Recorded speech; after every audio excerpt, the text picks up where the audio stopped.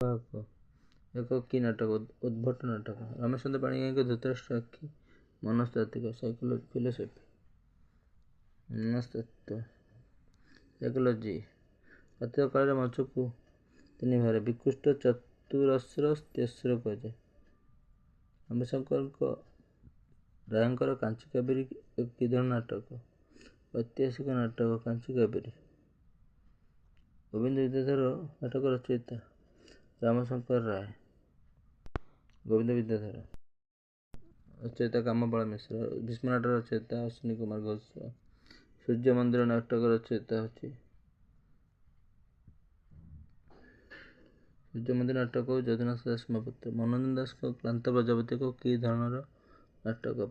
ପରୀକ୍ଷା ଧର୍ମୀ ନାଟକ।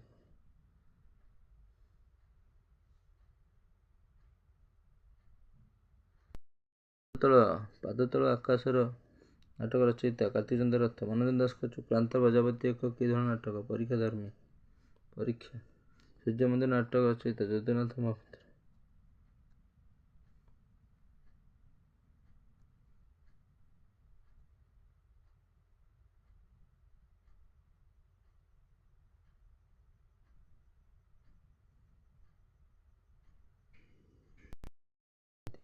ଯେଉଁ ନାଟକ ଚରିତ୍ର ପ୍ରବୃତ୍ତିକୁ ଆରୋପ କରାଯାଏ ତାକୁ ନାଟକ ଚରିତ୍ରବୋଧ ନାଟକ କହନ୍ତି। ଏକାଙ୍କିକାର ସଂଜ୍ଞା ନିରୂପଣ।